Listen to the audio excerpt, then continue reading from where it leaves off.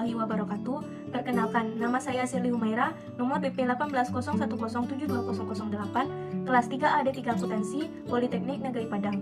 Pada kali ini saya akan menjelaskan rancangan tugas akhir saya yang berjudul Perancangan Sistem Akuntansi Penerimaan Kas dan Pengeluaran Kas pada Yayasan Panti Asuhan Darul Ma'arif Al-Karimiyah.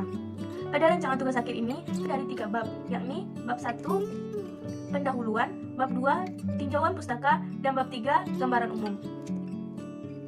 Pada bab 1 pendahuluan berisi tentang latar belakang, rumusan masalah, tujuan penelitian, dan metode penelitian. Latar belakang. Dalam dunia akuntansi terdapat dua entitas, yaitu entitas laba dan entitas nirlaba. Entitas laba adalah entitas yang kepemilikannya jelas dan bersifat komersil dan bertujuan untuk mencari laba. Sedangkan entitas nirlaba atau organisasi non-profit yaitu entitas yang tidak bersifat komersil dan tidak bertujuan untuk mencari laba. Nah, seperti yang kita ketahui, entitas nirlaba banyak di Indonesia, seperti yayasan. Yayasan adalah sebuah badan hukum yang terdiri atas kekayaan yang dipisahkan dan diperuntukkan untuk mencapai tujuan tertentu di bidang sosial, keagamaan, dan kemanusiaan. Sebagai halnya dengan organisasi laba, organisasi nirlaba seperti yayasan membutuhkan sistem akuntansi. Sistem akuntansi memiliki peranan yang sangat penting dalam pengelolaan entitas, seperti menghasilkan berbagai informasi akuntansi yang struktur sehingga memudahkan manajemen dalam mengelola dan mengontrol jalannya suatu entitas. Nah, salah satu yayasan yang terdapat di Kota Padang yaitu Yayasan Panti Asuhan Darul Ma'arif Al-Karimiyah. Yayasan ini Gajah Mada nomor 41B Padang, Kecamatan Olo, Kelurahan Nanggalo. Panti asuhan yang dikelola oleh masyarakat ikut bertanggung jawab dalam mewujudkan kesejahteraan anak dan dengan mengadakan kegiatan pemberdayaan anak miskin terlantar melalui wadah panti asuhan. Meskipun Yayasan Panti Asuhan telah melakukan pencatatan sesuai prosedur yang telah ditetapkan selama ini, namun bila diteliti lebih jauh, terdapat beberapa kekurangan baik secara prosedur, dokumen, dan catatan. Maka dari itu saya mengambil topik rancangan tugas akhir saya, yaitu perancangan sistem akuntansi, sistem penerimaan kas, dan sistem pengeluaran kas pada Yayasan Panti Asuhan Darul Ma'arif Al-Karimiyah. Selanjutnya, rumusan masalah. Pertama, bagaimana sistem akuntansi penerimaan kas yang telah diterapkan oleh Yayasan Panti Asuhan Darul Ma'arif Al-Karimiyah. 2. Bagaimana sistem pengeluaran kas yang telah diterapkan oleh Yayasan Panti Asuhan Darul Ma'arif Al-Karimiyah. 3. Bagaimana perbaikan dari sistem akuntansi penerimaan kas dan sistem pengeluaran kas yang ada pada Panti Asuhan Darul Ma'arif Al-Karimiyah. Tujuan penelitian ini yaitu untuk mengetahui bagaimana sistem akuntansi penerimaan kas yang ada pada Panti Asuhan ini. Dan 2. Untuk mengetahui bagaimana sistem akuntansi pengeluaran kas yang telah diterapkan oleh Yayasan Panti ini. Dan 3. Untuk mengetahui bagaimana perbaikan dari sistem akuntansi penerimaan kas dan sistem pengeluaran kas yang ada pada yayasan ini. Selanjutnya, metode penelitian. Terdapat 2 metode penelitian yang saya lakukan. Pertama, pengumpulan data. Pengumpulan data berisi dari wawancara, observasi, dan review dokumen. Wawancara adalah metode pengumpulan data yang dilakukan melalui pendekatan secara langsung dengan melakukan tanya jawab kepada pemilik yayasan dan pihak terkait lainnya. 2. Observasi, yaitu metode pengumpulan data yang dilakukan melalui pengamatan secara langsung ke yayasan. 3. Review dokumen, merupakan dokumen pengumpulan data dengan cara mereview dokumen dan catatan yang terkait dengan sistem akuntansi yang diteliti. Analisis data terdiri 2, metode kualitatif dan deskriptif. Kualitatif yaitu metode yang digunakan untuk membandingkan teori yang ada dengan aplikasi yang dilakukan di lapangan, sehingga menjadi dasar dalam pengambilan keputusan dan saran. Menganalisis data yang menggambarkan masalah secara sistematis yang mengenai suatu fakta dengan cara menyajikan dan menganalisa data. Selanjutnya, tinjauan pustaka. Terdiri dari sistem akuntansi, komponen utama sistem informasi, sistem pengendalian internal, sistem penerimaan kas, dan sistem pengeluaran kas. Sistem akuntansi. Apa yang dimaksud sistem akuntansi? Sistem akuntansi adalah organisasi, formulir, catatan, dan laporan yang dikoordinasikan sedemikian rupa untuk menyediakan informasi keuangan yang didukung oleh manajemen guna memudahkan pengelolaan perusahaan. Menurut Mulyadi, tahun 2016. Unsur-unsur dalam sistem akuntansi, yaitu ada 5, formulir, jurnal, buku besar, buku pembantu, dan laporan. Selanjutnya, komponen utama sistem akuntansi, yaitu terdiri dari blok masukan, blok model, blok keluaran, blok teknologi, blok basis data, dan blok pengendalian. Blok masukan adalah data yang dimasukkan ke dalam sistem informasi beserta metode dan media yang digunakan untuk menangkap dan memasukkan data tersebut ke dalam sistem. Selanjutnya, blok model adalah model blok yang memasukkan data yang disimpan dengan berbagai macam cara untuk memproduksi hasil yang dikehendaki atau keluaran. Blok keluaran. Produk suatu sistem informasi adalah keluaran yang berupa informasi bermutu dan dokumen untuk semua tingkat manajemen dan semua informasi, baik pemakai intern maupun pemakai luar organisasi. Blok teknologi. Teknologi menangkap masukan, menjalankan model, menyimpan dan mengakses data, menghasilkan dan menyampaikan keluaran serta mengendalikan seluruh sistem. Selanjutnya, blok basis data merupakan tempat untuk menyimpan data yang digunakan untuk melayani kebutuhan pemakai informasi. Yang terakhir, blok pengendalian. Semua sistem informasi harus dilindungi dari bencana dan ancaman seperti bencana alam dan kecurangan. Cara yang perlu dirancang untuk menjamin perlindungan integritas dan kelancaran jalannya sistem informasi yaitu 1. Penggunaan sistem pengolahan catatan, 2. Penerapan pengendalian akuntansi, 3. Pengembangan rancangan induk sistem informasi, 4. Pembuatan secara darurat dalam hal sistem informasi gagal menjalankan fungsinya, 5. Penerapan prosedur seleksi karyawan, 6. Pembuatan dokumentasi lengkap, 7. Perlindungan dari bencana api dan pemutusan aliran listrik, 8.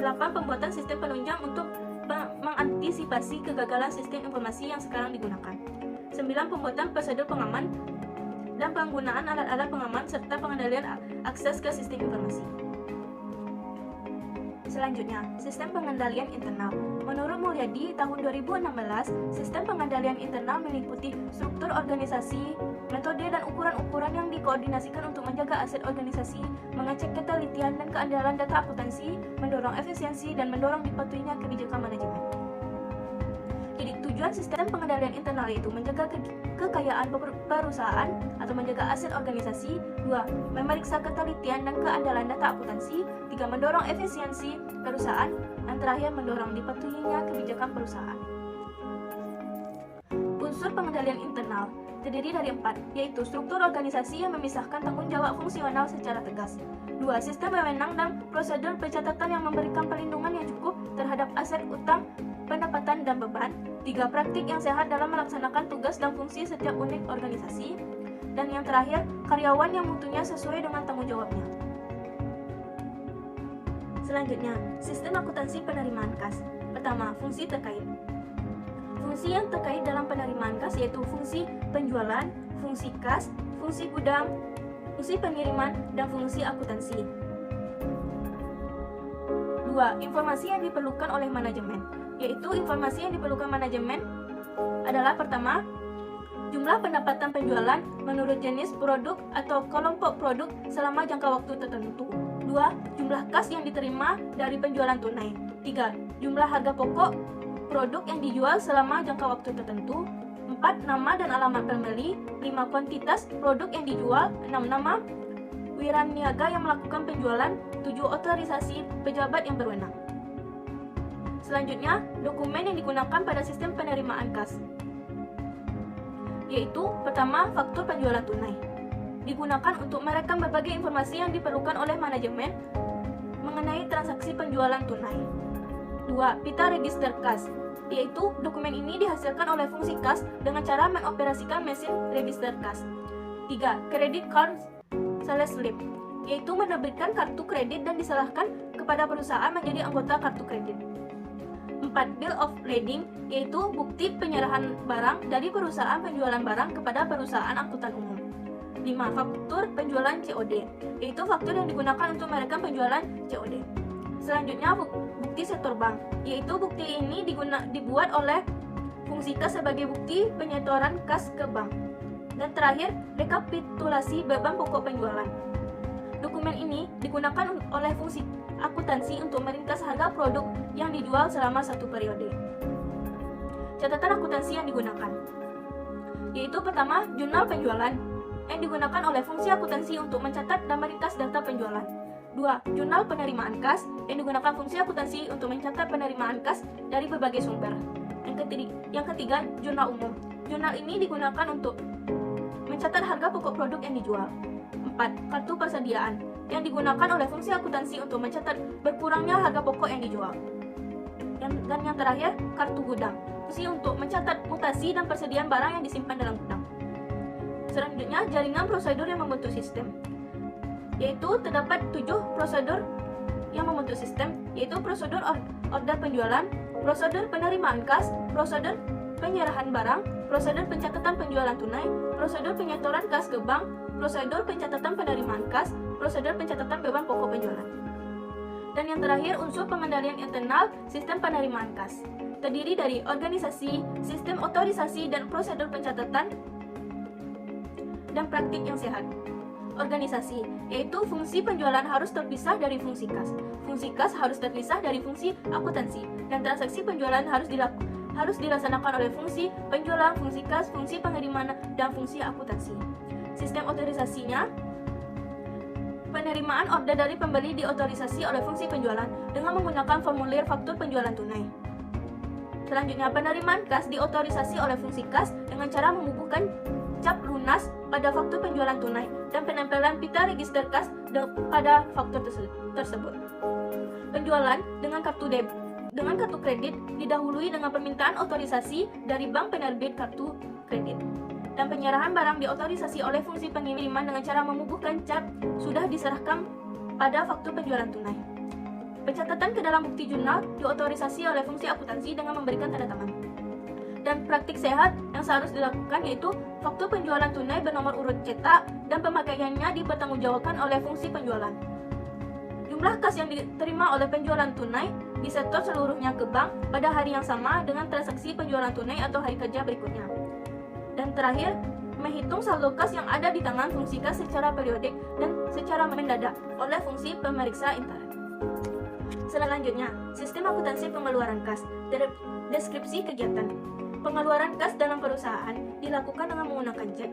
Pengeluaran kas yang tidak dapat dilakukan cek biasanya karena jumlahnya relatif kecil dan dilaksanakan biasanya melalui dana kas kecil yang diselenggarakan dengan salah satu dari 2 metode, yaitu fluctuating dan impress system.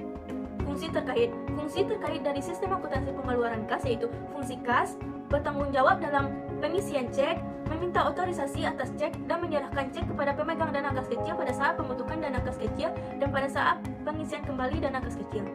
2. Fungsi akuntansi. Fungsi akuntansi bertujuan pencatatan pengeluaran kas kecil, pencatatan transaksi pembentukan dana kas kecil, pencatatan pengisian kembali dana kas kecil, pencatatan pengeluaran dana kas kecil, dan pembuatan bukti kas keluar. 3. Fungsi pemegang dana kas kecil yaitu bertanggung jawab atas penyimpanan dana kas kecil. 4. Fungsi yang memerlukan pembayaran tunai. Dan 5. Fungsi pemeriksaan intern, bertanggung jawab atas perhitungan dana kas kecil secara periodik.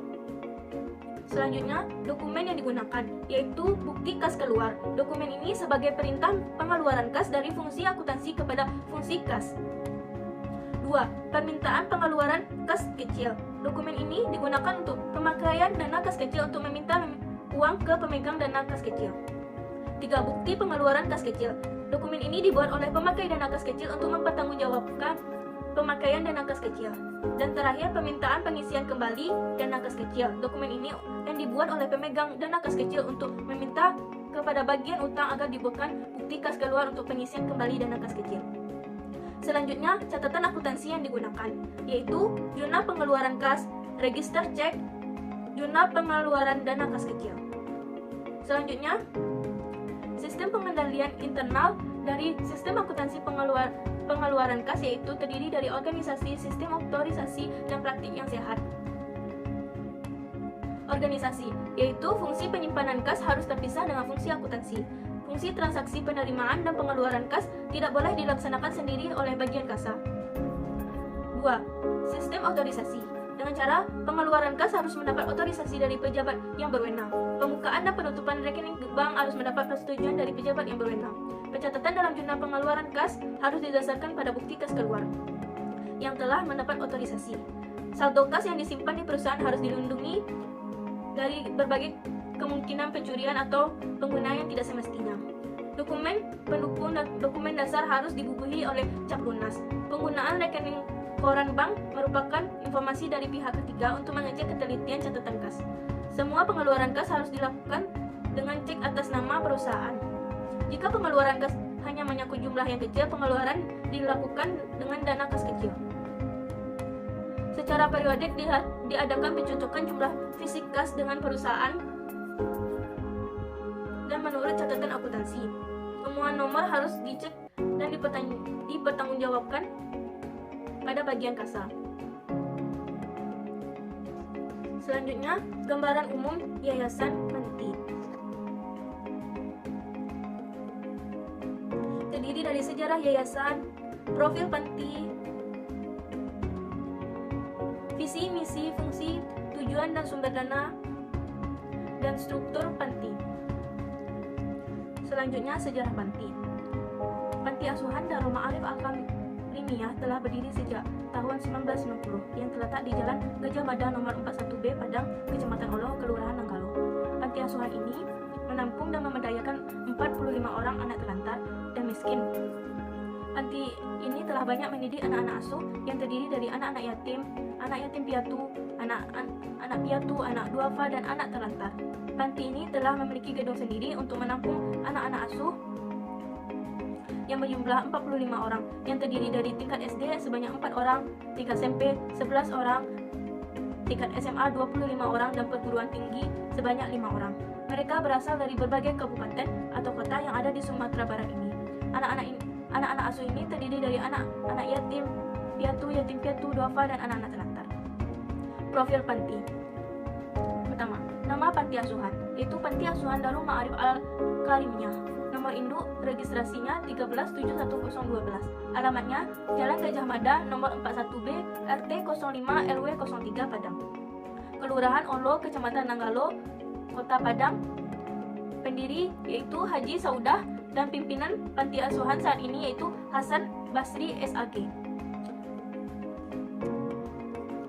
Selanjutnya, visi, misi, fungsi, tujuan, dan sumber dana. Visi panti yaitu mewujudkan panti asuhan yang dapat mengasuh, mendidik, dan mengayomi generasi muda yang beriman, berbudi pekerti, hidup mandiri, berbekal ilmu pengetahuan yang keterampilan dan berbudaya adat Minangkabau, yaitu adat bersandi sarak bersandi Kitabullah. Misinya yaitu pengelolaan panti asuhan Darul Ma'arif dengan berencana dasar daya yang ada dengan sebaik-baiknya. Fungsinya yaitu panti ini sebagai orang tua pengganti dalam kehidupan anak sehari-hari. Tujuannya yaitu menumbuhkan kembangan potensi anak asuh agar berkembang secara optimal sesuai dengan bakat dan minat masing-masing, memberikan layanan asuhan pada anak asuh, membentuk kader Muhammadiyah yang mempunyai disiplin ilmu tertentu, meningkatkan sumber dana untuk penyelenggaraan panti, meningkatkan kemampuan pengelolaan panti asuhan secara profesional dan transparan, memfasilitasi anak panti, menjadikan anak panti asuhan menjadi kreatif dan membantu pemerintah dalam mengatasi kemiskinan, kebodohan, serta problem moral anak bangsa sehingga dapat mewujudkan generasi yang terbaik berguna bagi agama dan bangsa. Selanjutnya, sumber dana. Dalam panti ini terdapat 3 sumber dana, yaitu sumber pemerintah, sumber donatur tetap, dan sumber dari masyarakat. Selanjutnya, struktur panti yang dikepalai oleh pimpinan Hasan Basrin SAG. Psikologinya Rasmen SPSI MH, dan bidang sekretarisnya Yosi Zamruadi SPD, Bendahara Bismiza SPD, Operator Vivi Susanti SPD, Pekerja Sosial Devi Sosawati SOS AKS. Pendidikan, bidang pendidikan yaitu Yon Putrayanto, Jeffrey Jamil, Jas Rizal. Konselor Asuti SPD, pengasuh Wendra Putra Wendi dan Masiti. Konsumsi yaitu Rosmiatun dan Afriwati. Peran dari kepengurusan tersebut yaitu pertama, ketua atau pimpinan yayasan. Perannya yaitu memimpin dan membuat kebijakan untuk mensejahterakan panti asuhan, bertanggung jawab atas terselenggaranya anggaran yang ada dalam panti asuhan, ikut bersama dengan bendahara dan sekretaris menerima tamu, menerima sumbangan dan pembuatan laporan, dan terakhir membina dan membimbing pengurus lainnya dalam memberikan pelayanan kepada anak asuh. Sekretaris berperan dalam melaksanakan urusan administrasi dan registrasi anak, mencatat dokumen dan menghasilkan surat masuk dan keluar. Bendahara Perannya yaitu menerima dan menyimpan segala bentuk keuangan, menyusun rencana anggaran panti asuhan, mencatat segala bentuk pengeluaran dan pemasukan. Operator berperan mengelola semua data penting yang berhubungan dengan panti asuhan. Psikologi berperan memahami psikologis untuk kejiwaan anak asuh. Selanjutnya, pekerja sosial berperan menjaga kebersihan dan keindahan ruangan dalam halaman panti asuhan. Konselor berperan mengadakan bimbingan konseling anak dan mengetahui kepribadian dan bakat minat anak serta menyalurkannya.